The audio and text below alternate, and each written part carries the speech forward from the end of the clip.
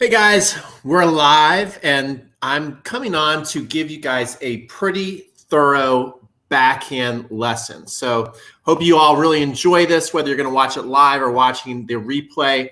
I think it's really going to help you out. I decided to do this because I'm doing a 30-day tennis technique and fitness challenge, which I will put, let me put right, I don't know why it went away. I had it all set up and then it went away right here.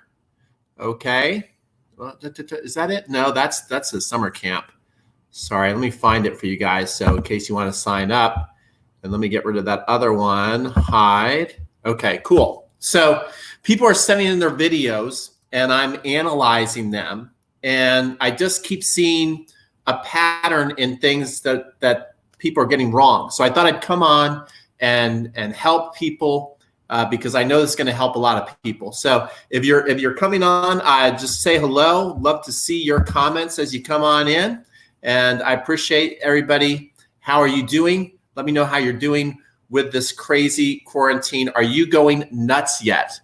Michael, hey, thanks for all your YouTube videos. Thank you, Michael. Thanks. And look what, there's one cool thing I can do. Watch this. I can highlight you. So if you come in with a comment, I can do that. I think that's pretty cool. That's a new feature that I think is like super awesome. So when you comment, we'll highlight your comment because you're awesome. Let me know what you guys have been doing before we get into today's lesson. Let me know what you guys are doing. Are you able to play tennis right now? Are you watching a lot of Netflix? Are you learning anything new? One thing too, do you have any kids? Look one thing I'm doing right here. Look at this, guys. I'm super excited about this. We're going to be doing online summer camps with Pete. You can do 3 free days, and we're just not doing tennis. We're doing tennis, basketball, soccer, Spanish, cooking classes. It's going to be pretty amazing. So I'm excited about that too. So again, let me know what you all are up to. Hey, Peter, in golf, thanks. England, okay, it's from England. Thanks for all your videos. The service improved massively. All right, Nick, cool picture. Look like you got some kids. Nick, you should do our online summer camp. Do our online summer camp if the kids are driving you crazy, okay? All right, so we got some people on, so we're gonna go right into the lesson here. I'm going to get rid of the banner here that's in the way for a second. All right, great. So first lesson I'm going to give you guys is on the backhand volley because I find that people really struggle with the backhand volley. And so I'm going to give you the grip, the exact grip you want, and I'm going to give you the setup and show you some things I see people doing wrong. All right. So what I want to pretend is that the camera here is my target. I want the volley to go right to the target. I want to be able to volley the ball and boom, it goes right to the target. That's what I want to do. That's what I've been asking people to do. So to find the continental grip, I like this. Imagine if the racket was longer. We had Joe Jennifer on the other day, and he said for people to find the continental grip, you basically want to go like this, and the racket would basically come and hit right against your forearm there. If you have the wrong grip, it's either going to go out this way or that way. So I thought that was pretty interesting. I've been teaching the continental grip a long time, and I have an easy way to find it too, but I thought this was a really good way. You just go like that, and if it's coming, it's hitting you right there, you have the continental grip, okay? Another thing that Joe Jennifer pointed out the other day, we all love a topspin forehand. We all love a topspin backhand, which I'm going to teach you on this call, but he pointed out that there's actually 20 other shots that you use your continental grip for, and you only use another grip for your forehand topspin and forehand back. So it's kind of interesting. So the continental grip's super important to get very comfortable with. Also, to set up your backhand volley, I think, and to set up any volley, I think you want to be holding your racket like this, you know, not just straight. A lot of times they teach you straight here. I like to leave it off to the backhand side a little bit. I find that the backhand volley for most people is a little tougher. So that's an easier way. It's a little cheat to get there. I notice a lot of pros are here as well. Okay. And then it's not so tough to get over to the forehand volley. So you're here. You want to be really good with your offhand. You want to be able to take that top hand and find the strings really easy. You want to be able to find that ball, because another big mistake that people make on the backhand volley is that they start to turn their shoulders right away. And imagine I make this big shoulder turn right here, which it looks really cool, right? This looks pretty good. Looks like a pretty good tennis player. But imagine somebody's hitting the ball very fast at me. It's going to take me to go all the way to there just to make contact. So the first thing I want you to do is be really, really good with your hands, okay? Letting your wrist be loose in the beginning so you can find the ball. You can find the ball. This is super important, where lots of people turn their shoulders and then they're late on everything. And if you're late on a backhand volley, it's going to fly to the sky. It's not going to be very good and effective. So you want to be right there. Super important. All right. Now, the next step is what's key. I want you to take a look from here from the side. When you get ready, your racket should be laid back at an angle like this. Look at this angle that's created. You don't want to, lots of people when they hit, they're afraid the volley is going to fly on them. So they go to volley like this and they start to use the wrist a lot into the volley. You want it laid back here. Look at that angle. That's what you want. This is a good setup. All right. So that's super, super duper important. Now, the next thing is how does the arm bend? Because this is what I see most people doing wrong on the backhand volley. It's what I see most people doing wrong. They're turning and they're either here, okay? Does anybody see what's wrong with that? They're in here or they're out here very stiff. So it's a very specific spot I want you to get to on your backhand volley. The people that are going here, they tend to look weak and like that. You see that? Look at how the elbow is bent like this and it's up in here and it's just a weak look, is it not? It's amazing the setup, how important the setup is for when you can go to looking, weak and kind of like an amateur to a nice strong setup. See, this person looks like a player, right? And this person, so you don't even know I'm any good at this point. But I think if I set up like this, you would assume I know how to play tennis. Where if I set up like this, you would go, well, who's this guy I'm taking lessons from? He doesn't look like he really knows what he's doing. Does that make sense? So I'm seeing people set up like this, and then they kind of look weak with their volley. And then I'm seeing people kind of stiff and like that, okay? It's somewhere in between. So I want you to really study. This is why this at-home stuff isn't so bad. It's not so bad first of all, it's terrible what's going on, okay? Don't mistake what I'm trying to say. But I'm just talking about from a learning standpoint. This is a time where you can really study your game. This is a time where you can really study your game. The people who are doing the online 30-day challenge are doing a great job. See, so we want to be right here. Take a look at that angle. See, that's a nice angle. You don't want your racket head too up like this. You don't want it weak out there either, okay? That's another thing. If this is weak, the wrist is too weak here, you're going to be very flimsy on your volley. If you got your racket face up too much like this, you're not really going to have any flexibility or really be able to get any power. This is the power position right here. And this is the angle that you want your arm to look at. Really study that angle. This is what you want. So now you can really pop the volley.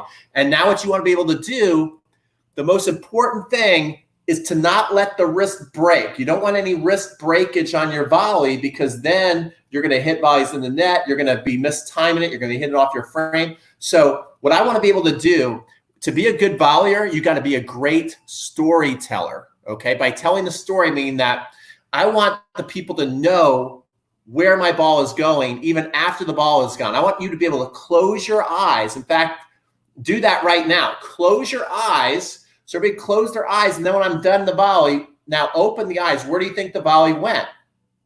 Okay, it went pretty much in this direction. It went this way. Okay, that's the way it went. It went here and then that way. Okay, so pretty much towards the camera. All right, if I volley it and I go out that way, see, now the ball's going over there. You want to be able to tell the story. Wherever you're volleying, you want to be able to show people exactly where the ball is supposed to go. And a lot of people just can't hold this on their backhand volley. So that's super important. So it's here, turning, getting this position, and it's the hand really making that move. It's not so much of a shoulder turn. The more time you have, see, I can get here and find the ball. So if it's coming super fast, I can just go like that and make the volley. If it's coming and it's floating, then I can go here and then I can bring it back a little more and boom. Most people make the mistake who have a tough time on the volley and are always late. They just turn right away. They just turn right away. You don't want to do that. You want to get here with your hands and then volley, volley. And then if you have more time, you can turn, okay? But you want to first go here and then make the turn and then volley. Final thing, If you want to get some really nice pop, well, a couple of things. If you want to get some really nice pop, all right, you need to extend your elbow out and keep your wrist locked up. This is one thing I would work on every single time I had a lesson with my tennis coach. Every lesson, this is what we work on. So I'm going to stand up here, move the chair out of the way. All right. And so what you want to make sure is when you go to volley that you're here, and when you're done, that elbow is locked out. My coach would make me freeze and hold for 3 seconds. That elbow needed to be all the way locked out. If there was any bend in that elbow, then it would come off weak. So when we really wanted to stick and knife a volley, which a lot of people have trouble with, we would make sure that elbow was all the way locked out. It couldn't move any further. The wrist was locked up and the strings were on the target. This would be, and he was an Australian coach. You know, those Australians really know the volley. So I thank Ian Griffiths for really teaching me that backhand volley, and we'd be holding there, and I'd have to hold for 3 seconds every time. So I'd have to be here and then done, and 1, 2, 3, hold. And we do this all the time. 1, 2, 3, hold. Every lesson, that's what we did. I'd serve, I'd volley, I'd split step, and I'd come there and I'd hold on my target for 3 seconds. And if I stopped before 3 seconds, if I went like this and I got disappointed, I got a real big tongue lashing from that Aussie, right? And he would ask me. I remember Ian would always ask me, you know, like, why did you do that, mate? You know, because he wanted me to hold for 3 seconds. He'd go, why did you do that? And I'd be like, I don't know, Ian. And he'd go, because you're a bloody moron. That's why. And then invariably I'd do it like 2 minutes later. And he'd go, now, why'd you do that, mate? And I'd say, because I'm a moron. And he'd say, exactly. You're learning, mate. You're learning. So that's a great way to teach the kids. Anyway, so there is your back. Oh, one more thing on the backhand volley. A lot of people, they're showing me the backhand volley, and they're standing straight up like this and practicing, not really getting their legs involved. What you want to make sure is you get down low, and then you really pivot. And again, it's like you're going to sit down on something. Really feel the power coming from the back glute, the back booty really pushing in. You see, that's how you're going to get that power. It's coming from here and you're shooting off the leg. See that? You're coming here and as opposed to just using your hands. You're coming here and you're pushing and using right in here. A lot of power right there on the backhand volley. Okay, so that was the backhand volley. Did you guys like this? What do you guys think of this lesson so far? You guys are kind of quiet today. I don't see any comments coming through. Do you guys like that lesson? Was that good? Because now we got 2 more lessons for you. Who liked the first lesson on the backhand volley? What did you think? What did you all think? Come on. Don't make me feel like I'm a crazy person. When you guys don't comment, I start feeling like I'm nuts. And especially when you're in quarantine, you can start to feel like you're going a little loopy. No one's going to help me out. Everybody's going to make me feel crazy. No one's going to comment. Oh my gosh. Okay. Just joined. Sorry, says Bob Feldman. Good stuff. Nick's got my back. Okay, cool. All right, so we got some comments. Let's see. How are you? Here are some time to hit with the ball from low to high, spin. What do you think went wrong to add more speed? Okay, I don't quite understand that. How are you? Sometime we hit the ball from low to high with a lot of spin, but the ball goes a little speed. What do you think went wrong? And how do you get more speed on the ball? Okay, this is a great question. Okay, that's a great question. So he's asking, you know, when you go low to high and you hit with a lot of spin, the ball doesn't go with a lot of speed. And that's exactly right. Spin does not equal speed. Spin actually slows the ball down. You're putting, but why you want spin is it gives you the confidence, because when you got a lot of spin on the ball, I don't have much room here. That's why I'm not really swinging and going for it. But when you have a lot of spin on the ball, right, it's going to go up and it's going to go down. It's going to go up and it's going to go down. And it's going to go in. So that gives you the confidence that you can swing as fast as you want and the ball's still going to go in. But if you're swinging up too much on it, it's just going to decelerate the ball. Okay. So to have the best of both worlds is if you find that you're having too much spin, you still want to become beneath the ball, but then go a little more linear through it without opening your racket face, and then you'll drive through it more with more power and spin. So that's a great, great question. I like this, says Jim. It's good. Okay, I like that. Very good. Cool. Michael, sorry, missed the start. Baby was crying. Okay. Every time I hear that somebody's got a kid, I got to do my plug. Okay. I got to do my plug. I need anybody. Look, I need your help. I really need your help. Even if you don't have kids, I need you to tell organizations, anybody that you know that has a kid, I want them to come to online summer camps with Pete, because we're going to be doing a lot of great things. We cannot have the kids sitting at home watching Netflix and playing video games. So we're going to start with 3 free days of summer camp. So make sure you tell everybody you know about this. All right. So let's go to the next thing. I'm going to take the banner down. Well, now we're going to go to the slice backhand. So it'll be a nice transition. We just went from the slice the volley, the backhand volley, and now we're going to go to the backhand ground stroke. So this is a nice transition, because I basically think the slice ground stroke is a volley off the bounce. So we're going to come over here. All right, we've basically taken over this apartment and we've made it a teaching studio. Okay, so let's see, how's that look? These lights might be a little obnoxious here, so we'll move them that way. Maybe that's better. Okay, how is that? Can you guys see me pretty good? Let me know if you guys can see me pretty good over here. Free ticket to Tennis Summit. Okay, let's see. See some comments.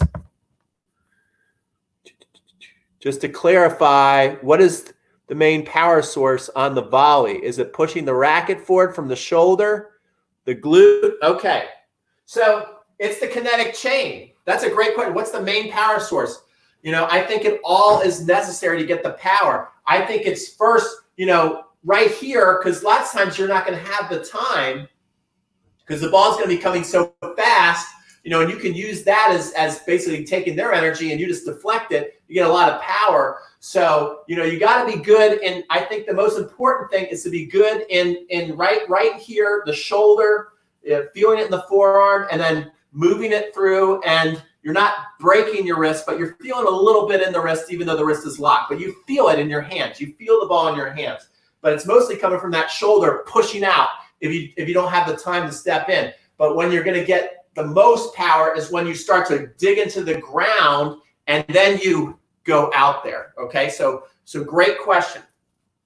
Now, let's get into the backhand slice. Again, a lot of people, they're saying in their videos, they're in their apartment. You can go to crunchtimecoaching.com to see this 30-day challenge. It's probably one of the coolest things I've ever done. And I'm noticing, again, a lot of people setting up like this. So just like we were talking about on the backhand volley, we need this power position. And then some people were setting up like this. So again, this is super important. But now we need to bring the racket back behind our head like you're going to go to sleep. So you want that racket butt jutting out. You want that racket butt jutting out. So I like to use the top hand and lay it on my shoulder, and like I can take a nap. This is important.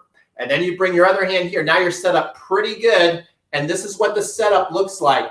What I'm noticing is what a lot of people do with their backhand slice is they either have their elbow too low like this. See that? Look at that. I want to make sure you can really see that. So I'm seeing people here, or I'm seeing people set up like this. They're getting their elbow high, and that is not going to work either. It's super important to be set up here. The setup is key. If you're a little off, see, even though there's not much difference between this and this, but there's a whole lot of difference between the result you're going to get. You want to be right here. This is super important setup. And again, you got this cocked out here. The easiest way to make that happen is to slide this hand like this, okay? Kind of like you're moving a pizza, and you're getting it back here, right in there. The strings are actually up to the sky. A lot of people on their backhand slice, set up like this too, and they kind of poke at it. Again, we're staying in that continental grip. All right, so the grip's important. We're in the continental grip, and we're getting it back here. Let's see if we have more comments, guys. Yes. Say you good. See you good. See you good. Okay, good. All right. Going to continue. Okay. Oh, sees me good. I was asking if you saw me good. Yes, cool. Okay, great. So we're here. The next thing, and this is really, really important, is, and a lot of these tips are going to be repeated, but I'm seeing the people make the same mistakes. A lot of people, again, are practicing their backhand slice, and they're just using their arm. They have no legs involved. So they're, again, just staying straight up and just kind of like practicing like that. And they're just releasing their elbow the whole time. They're like, it's like an elbow release at the ball. Again, you want to be here, and you start to feel this kind of attack. You start to feel from back into here. So feel that power where you come in here and here, right? Here. That's attacking the slice. So even just forget about the arms, and this field, you can feel that coming from here. See that? You want to start in a semi-open stance too. Like swing yourself back and up. Look at that. See? This is the move. I don't think anybody talks about this, but it's super important to get yourself in that power position. Watch this. Boom.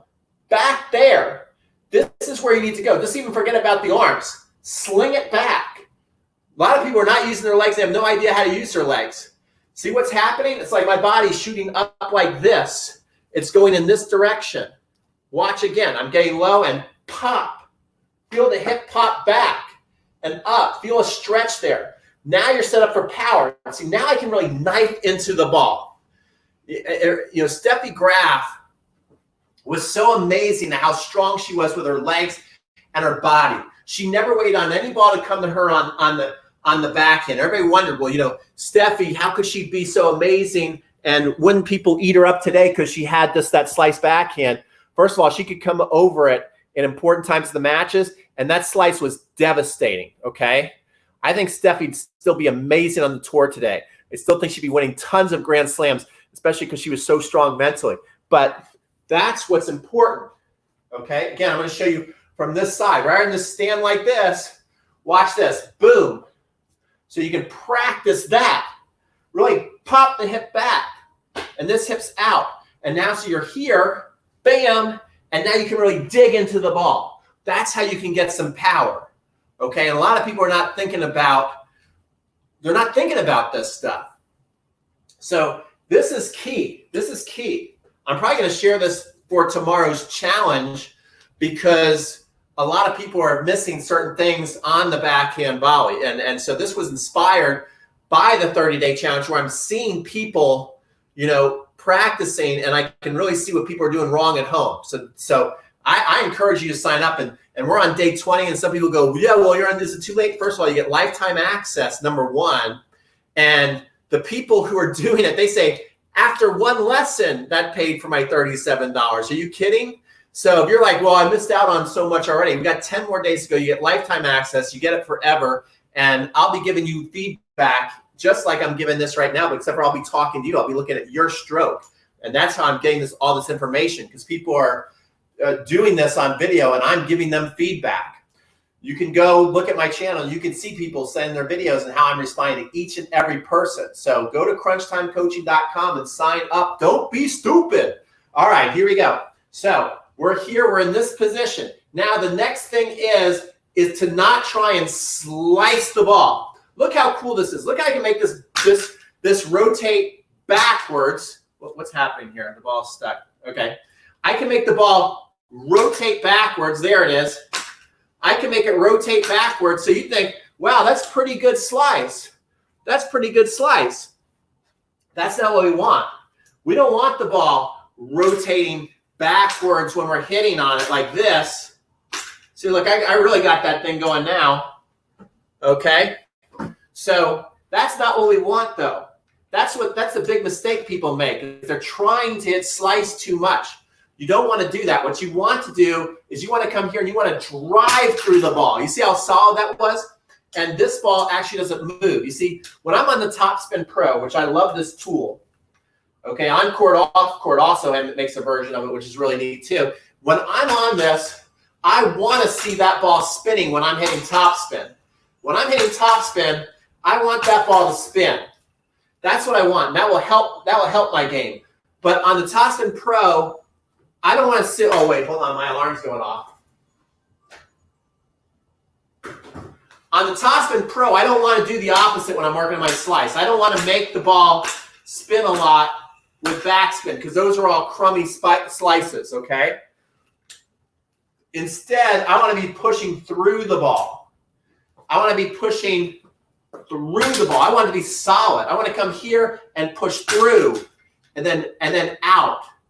I want to come here, push through and then out. That's what I want to do. So that's super important.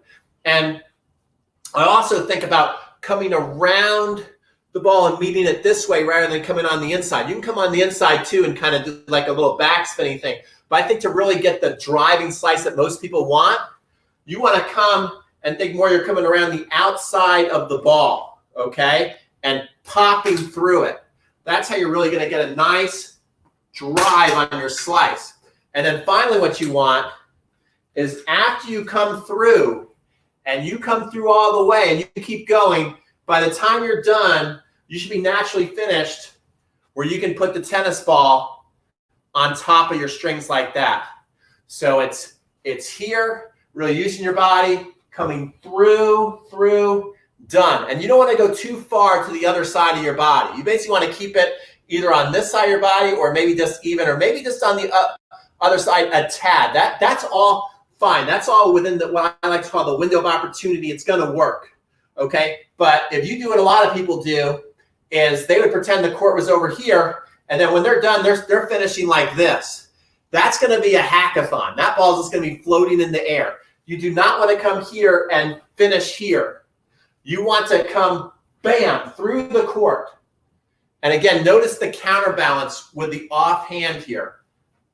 Yeah, that's what you want. And you want to feel your chest stretch like that, okay? So this is what we want to be doing for the slice. And whether you have a one-hander or a two-hander, this is going to help you. Okay. Let's see here. Let's see if we have some more comments. Let's see this one. When facing a high ball in a game, I always find it difficult, a low center of gravity. Okay, that's kind of cool. Okay, great question. Let's take that, move that out of the way. Great question. And so he's saying when the ball is coming high, he always finds it hard to keep a low center of gravity. And that's kind of interesting. You want to think of it like preparing. You ever go to the beach and you're in the ocean, you see the wave coming, you got to prepare for it. What do you do first? You sink down and then you jump up, right? So you can absorb the power of the wave and keep your head over it. You understand what I'm saying? So when the ball is coming high on you, the first thing you want to get to do is to go low. You're going to anticipate that the ball is going to bounce high, but you go low first. Just like, again, the wave's coming. I'm seeing the wave. It's about to come, and I'm going to come down. I'm going to jump up and make sure that I don't, get crushed. It's the same thing when you know the ball is going to bounce and go high. Lots of people just get paralyzed. They stand straight up and they even go on their back foot. And again, especially if you're trying to slice it, it's going to hurt. It's not going to be a good shot. So what you want to do instead is you see it coming high. First you get down, and then you get up on your tippy toes. And then you push through and down. So it's a down, up, down motion without freaking out and going too far down on it, okay? So I see it's coming high. I'm going to get down, then I'm going to come up and push out. That's the move. See that? So again, it's coming high. I'm going to get down, come up, and push out. So that's how you handle those high ones. Great question. Great question. All right, now let's get to the topspin backhand. I'll show you the one-hander and the two-hander, since you might have both. So if you have a one-hander or a two-hander on your topspin, the first two tips, it shouldn't matter. It should be the same. You should develop a one-hand slice and a one-handed volley. I really believe that. Now, there's some great exceptions to the rules. So there's some students I'll say, like, go with a two-hander because I see they really need that extra. They need that extra hand. It's going to be a long time before they get the one-hander. And I can point to Jimmy Connors, who had a great two-handed volley, and Chris Everett. But for the most part, people who have a two-hand topspin backhand still have a one-hand slice and a one-hand volley. Look at how great Rafa and Novak are with their volleys. Rest my case right there. Okay, so now we're going to get to the one-hand topspin. Any more comments? Any more questions? You guys digging this stuff? Are you guys digging this stuff? We're going to keep going. Let me know if you're digging this stuff. The more you guys comment, the better it is. The more fun it is. Okay, so the topspin backhand. Now we're changing the grip. Now we're changing the grip. So what I want you to do is grab it like you're going to ride a motorcycle. Like you're going to ride a motorcycle. You want that wrist up, okay? You want the wrist up here. It's super important, okay? This is the power position. Lots of people are weak here with their one-hander. You want to get up here. This is key. That is key right there. Again, I like to use the offhand to find a lot of stuff. Hold the hand here, right up there. Get that racket tip going almost to the sky. Almost to the sky. Love it, says MW. Almost to the sky right there and down, okay? Where the racket butt has basically got like an arrow going down, but slightly off. This is how I like to get set up. Right there in a power position. If you are in the continental grip, you're going to have a tough time. And this is where I saw a guy the other day. Most people have the continental grip and they're trying topspin. They stay on the same side of their body and they push it and they kind of flick their wrist. This is an exact impression of one of our members inside the 30-day tennis technique and fitness challenge. And I was able to coach him up and he thanked me so much. So imagine you send in your video all the stuff I can analyze for you. And he was going like this. He was going like this, okay? And he's basically coming here and he's just releasing from the armpit and then flicking his wrist. That's not going to work. That is not going to work. You're not going to get good topspin on that. So we want the racket tip up. So use your offhand to get set. Then grab the racket. Now you should be in that motorcycle grip. Okay, so you're right here. Now, the first thing you want to do is make sure, again, that you start to work on your core and an upward movement, an upward push. See that? Watch this. Low, up. That's the first move. Go watch these players get ready. Watch how they sink their legs into it and their body starts to rise. Okay? And then the next move is key. The next move, they're going to start to show their strings back to the fence. Type in Roger Federer slow motion backhand from the back. This is a big game changer from a forehand.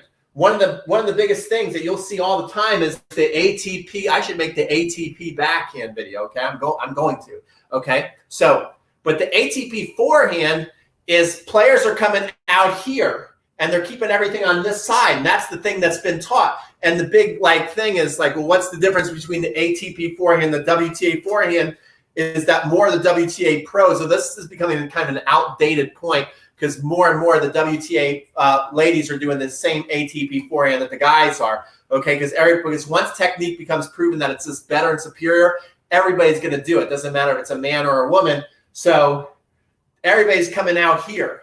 They're coming out here and then they're pulling that shot. Okay, now what's happening is if you're back here and you're crossing the body, this is now considered an inferior move on the forehand with how fast the game is today. And a coach would say, you're bringing your racket past your hips here, and this is not any good. We need to fix this. Well, the backhand, that's not the case. It's the opposite. If you do a one-hand backhand and you always stay on this side of the body, you're going to have a weak backhand. You see that? You see the pros, what do? They get back here. They get here. So one thing I like to do is tell students to just practice and get out here and say hello to the back fence with the racket face up and have your hand off the racket. Now when I feed you the ball, you grab it and you go. So you get used to being and getting back there, okay? So that's a great drill you can do at home is you can just do some shadow strokes, getting here, pretending the ball is coming at you, getting set up. Oh my gosh, and I got a phone call and pull. Okay, hold on. I'm getting a call. Let's see who it is. Hello, you're live on YouTube. Who am I talking to?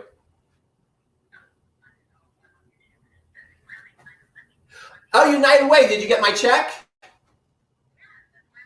Oh my gosh, guys, this is cool. So I'm an online tennis instructor, Betsy. This is awesome. Maybe you can even say something into the, I'm live on YouTube. We sent how much did we send the check for, Betsy? I forget. This is real, guys. I sent a check for $1,250 because you guys signed up for my 30-day tennis technique and fitness challenge. And now, Betsy, are you calling to say thank you? Is that what you're doing?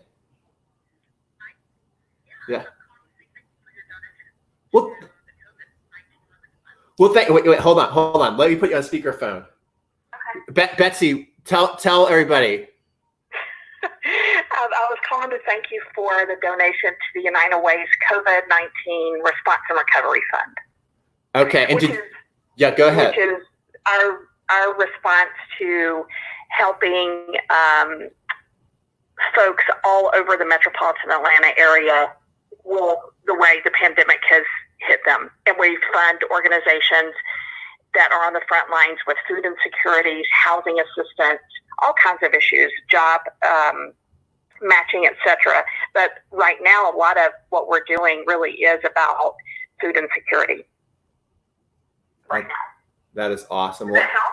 It helps so much, and thank you so much. And it was my pleasure. That was the last $1,250 I have in my bank account. I'm now homeless, living on the street, and so I hope the money. Call back when you get off YouTube. Okay, take care. Thank you so much. Have a great day. Thank you. Bye bye. Bye-bye.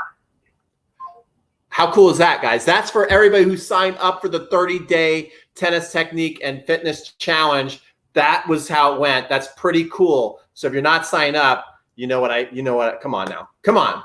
$37 and it goes to the United Way. Let's do this. Okay. Where were we?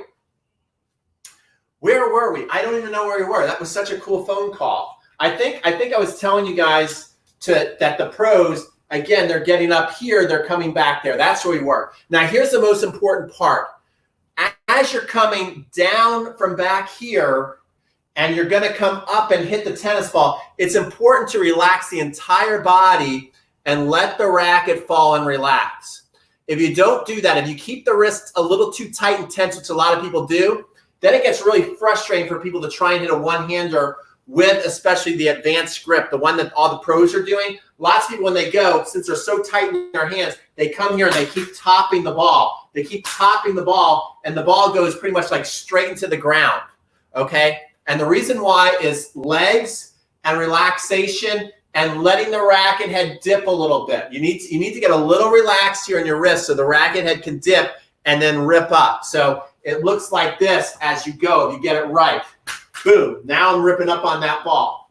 Coming here, bam, okay? And so these balls would go over the net. The next thing you want to do is make sure that you get a full extension. Lots of people when they're backhand, they finish weak here in their elbow. Look how that elbow is still bent. And so if you're bent when you're done your elbow, you probably are hitting a lot of short balls and weak shots, okay? You want to make sure that when you're done, you're fully extended out. That's a big difference between a one-handed use of shots and two-handers. On a one-hand volley, you want to be fully extended out. On a one-hand slice, you want to finish with full extension. On a one-hand topspin, again, you see so many pictures of Federer, Stan Wawrinka, all the pros. They got the full extension. But yet, when you see a two-hander, they extend out, but then their elbows are bent at the end. Okay, so this is a big difference between a one-hander and a two-hander backhand. Okay, so you want to make sure that when you use this and you're going to hit that topspin, you get here and boom. And what you don't want to do is rotate and open up too soon and too early, because then you're going to spray a lot of backhands and hit a lot of mishits.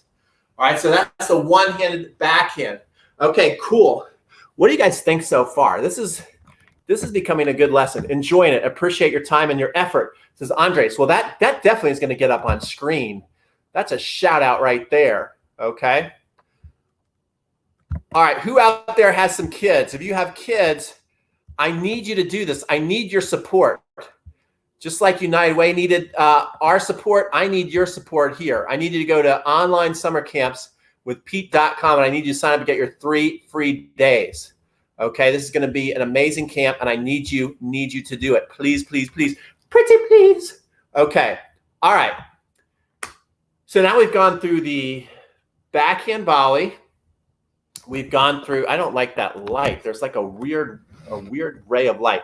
Backhand volley, backhand slice, backhand toss, and one-hander. So we have the two-hander left. Okay, now the two-hander, interestingly enough, when I was a really good junior player, college player, I had a two-hander. I can demo it good without the ball. When the ball comes, I'm just not doing great. So because I've kind of lost the feeling. So that's another lesson. If you don't use it, you lose it. No matter how much you know about something, unless you're using it all the time, you're going to lose it. So I used to have a great two-hander. It was one of my best shots for a while. The coaches I had thought my two-hander was my best shot. Now I can barely hit one. So if you don't use it, you're going to lose it. So that's a great little life lesson for everything. Make sure you keep sharp on everything you can in your life that's important to you. Okay, so the two-hander, the grips are very flexible to me. And just the more you come over, you're going to hit more topspin. And the more you come under, the ball is going to go either, like Connors could even like chip his two-handers. Okay, so, but your top hand is the great equalizer. It all depends on how you use that top hand. See, now I think the best way is to probably have a continental grip for your two-hander, and that's kind of the best of both worlds. I think then you can drive and spin, all right? And the thing that I see again missing, especially with a lot of people who send in their two-handers, they want like this. Watch this move. What's wrong with this move? It doesn't look bad, does it? Watch this. What is wrong with this move? Does anybody know what's wrong with that move? Let me see if you can get a comment in. Let me see if you guys know what is wrong with that move I'm showing you. We'll go to the comments. I'm going to do it a couple more times. I think there's a little bit of a lag. What is wrong with this move? Why am I saying that's wrong? What's wrong with that preparation? Let's see. Let's see.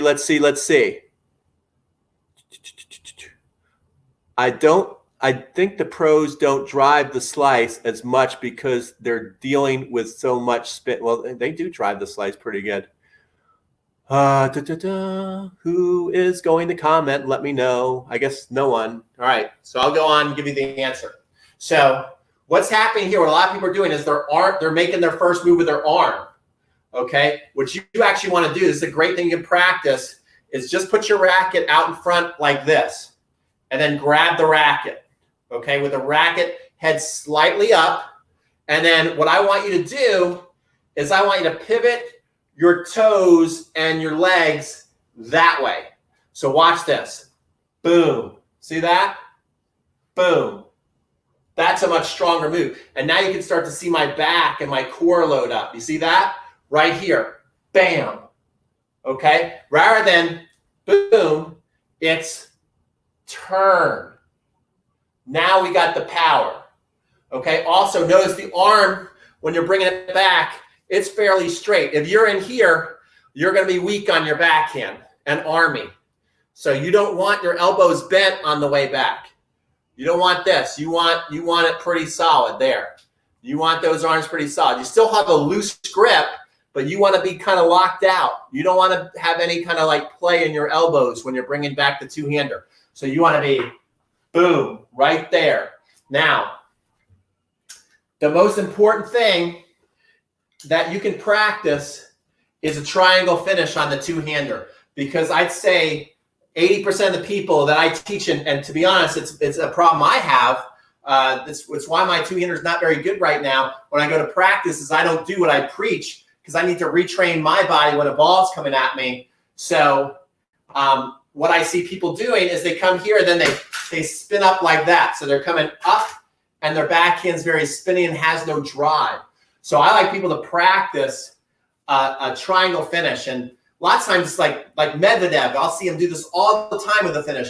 Leighton Hewitt, where you actually come here and bam, and you come all the way out and through, and you hold it out there, right? That's a nice triangle finish. So I would get that mastered first. So you add some drive into that two-hander, and then you come over your shoulder.